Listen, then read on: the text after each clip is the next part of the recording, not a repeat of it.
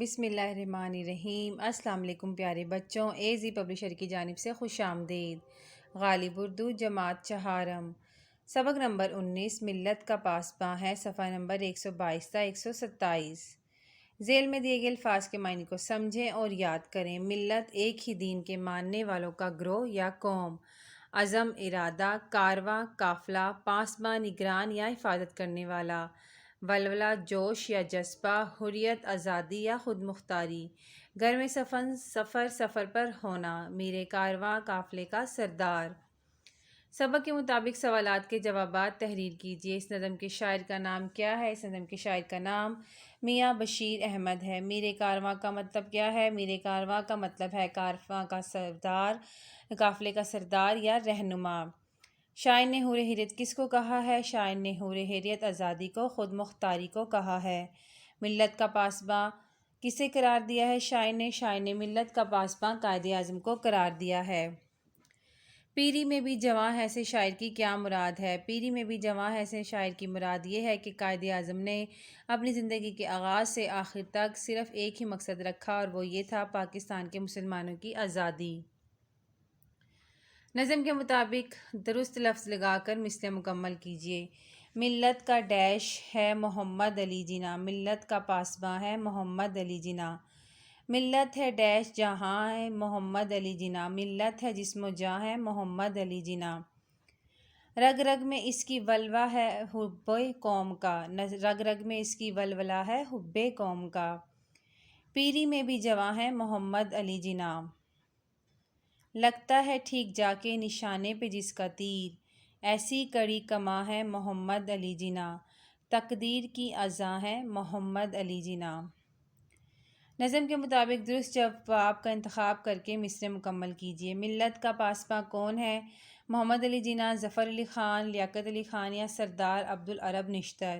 صحیح جواب ہے محمد علی جناح۔ تصویر عزم کا مطلب پختہ ارادے کا مالک، مثبت سوچ کا مالک، دانا شخص یا محب وطن۔ صحیح جواب ہے پختہ ارادے کا مالک۔ حریت کا معنی آزادی، جوش، جذبہ یا قافلہ۔ صحیح جواب ہے آزادی۔ کڑی کمان کا مطلب ہے مضبوط آدمی، اچھا انسان، نیک انسان یا بہادر انسان۔ صحیح جواب ہے مضبوط آدمی۔ ذیل میں دیے گئے جملوں پر غور کریں۔ خرم نے کہا آج ہم شالامار باغ جائیں گے۔ احمد نے پوچھا ہم چڑیا گھر کب جائیں گے؟ درجہ بالا جملوں میں واوین کی علامت استعمال کی گئی ہے۔ جملے میں یہ علامت اس وقت استعمال کی جاتی ہے جب کسی کی بات یا قول وغیرہ کو ہو اس کے الفاظ میں بیان کرنا ہو۔ ذیل میں دیے گئے جملوں میں درست جگہ پر واوین لگا کی علامت مکمل کریں۔ قائد اعظم نے فرمایا اتحاد، ایمان اور نظم و ضبط۔ یہاں پر آپ واوین کی علامت لگاؤ گے۔ بطول بولی آج ہم سب مینار پاکستان دیکھنے جائیں گے۔ قاسم نے کہا کل ہم کرکٹ میچ کھیلنے جائیں گے، تو آپ نے شروع میں اور آخر میں واوین کی علامت لگانی ہے۔ پرنسپل نے کہا کل اسکول میں چھٹی نہیں ہوگی۔ ذیل میں دیے گئے اشعار کا مفہوم سمجھ کر درست لے اور آہنگ کے ساتھ پڑھیں۔ لگتا ہے ٹھیک جا کے نشانے پہ جس کا تیر، ایسی کڑی کماں ہے محمد علی جناح۔ ملت ہوئی ہے زندہ پھر اس کی پکار سے، تقدیر کی ازاں ہے محمد علی جناح۔ گاہک اور سبزی فروش کے درمیان مہنگائی کے موضوع پر آپ نے ایک مکالمہ لکھنا ہے۔ گھر سے پانی، بجلی اور گیس کے بل کی کاپی حاصل کریں اور ایک چارٹ پر چپسا کر کے ان کے مندرجات اپنے ساتھیوں کے ساتھ مل کر غور سے پڑھیں۔ اپنے اسکول کی لائبریری سے ملی نغموں کی کوئی کتاب حاصل کریں اور اپنی جماعت کے کمرے میں اپنے ساتھیوں کے ساتھ مل کر پڑھیں۔ ذیل میں دیے گئے الفاظ کو غور سے سن کر صحیح تلفظ والے الفاظ کی نشاندہی کیجیے اور درست تلفظ اونچی آواز میں بول کر بتائیے۔ صحیح تلفظ ہوگا غلام، ظالم نہیں ظالم، کتار نہیں کتار، انکار نہیں انکار، منظر نہیں منظر، پیٹھ سکوت۔ لالچ کے نقصانات کے موضوع پر اپنے ساتھی کے ساتھ مکالمہ کریں۔ ذیل میں دی گئی کہانی کو درست تلفظ اور روانی سے پڑھیں، اس کے اہم نکات بیان کریں اور عنوان بھی بتائیں۔ ایک کتے کو کہیں سے گوشت کا ایک ٹکڑا ملا، اسے ڈر تھا کہ کوئی اور کتا اس سے گوشت کا ٹکڑا چھین نہ لے، چنانچہ اس نے جنگل کی طرف دوڑ لگا دی تاکہ وہاں بیٹھ کر آرام سے اسے کھا سکے۔ جنگل کے راستے میں ایک ندی تھی جس پر ایک چھوٹا سا پل بنا ہوا تھا۔ جب کتا پل سے گزرنے لگا تو اسے پانی میں اپنا عکس نظر آیا۔ کتا بہت لالچی تھا، اس نے سوچا یہ کوئی اور کتا ہے جس کے منہ میں گوشت کا ٹکڑا ہے۔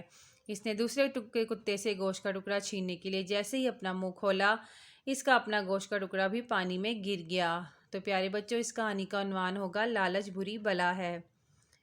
ہیڈ ماسٹر صاحب ہیڈ مسٹر صاحبہ کے نام ضروری کام کے لیے چھٹی کی درخواست لکھیے۔ دیے گئے اشاروں کی مدد سے کہانی لکھیے اور اس کا نتیجہ بھی بتائیے۔ اس کہانی کا نام ہے چونٹی اور فاختہ۔ ایک دفعہ کا ذکر ہے، ایک ندی کے کنارے ایک چونٹی بیٹھی، اس کا پاؤں پھسلا اور وہ ندی میں گر گئی۔ فاختہ ایک درخت کی ٹہنی پر بیٹھی ہوئی تھی، اس نے یہ سارا منظر دیکھا اور درخت کی ٹہنی سے ایک پتا توڑ کر ندی میں پھینک دیا۔ چونٹی اس پتے پر سوار ہو کر ندی کے کنارے آ گئی۔ ایک دفعہ فاختہ درخت کی ٹہنی پر بیٹھی ہوئی تھی تو وہاں پر ایک شکاری آیا، اس نے فاختہ کا نشانہ باندھا۔ چونٹی یہ سب منظر دیکھ رہی تھی، اس نے شکاری کے پاؤں پر کاٹ لیا اور شکاری کا نشانہ خطا ہو گیا اور فاختہ بچ گئی۔ اس کہانی سے ہمیں نتیجہ اخذ کرتے ہیں کہ احسان کا بدلہ احسان ہے۔ حروف جار، ایسے حروف جو اسم اور فعل کو آپس میں ملاتے ہیں حروف جار کہلاتے ہیں۔ مثال کے طور پر اوپر، نیچے، اندر، باہر، درمیان، میں، سے، تک، پر، آگے، پیچھے وغیرہ۔ ذیل میں دیے گئے زمانہ حال کے جملوں کو زمانہ ماضی اور مستقبل میں تبدیل کر کے دوبارہ لکھیں۔ ایک مثال دی گئی ہے۔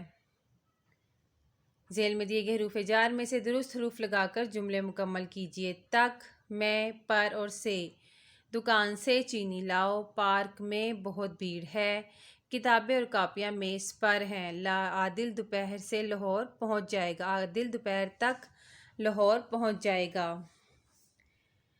ذیل میں دیے گئے جملوں میں درست جگہ پر واوین کی علامت لگائیں، جیسے قائد اعظم نے فرمایا اتحاد، ایمان، نظم و ضبط۔ پرنسپل نے کہا کل اسکول میں چھٹی نہیں ہوگی۔ قاسم نے کہا کل ہم کرکٹ میچ کھیلنے جائیں گے۔ بطول بولی آج ہم سب مینار پاکستان دیکھنے جائیں گے۔ پیارے بچوں، ویڈیو دیکھنے کا بہت شکریہ۔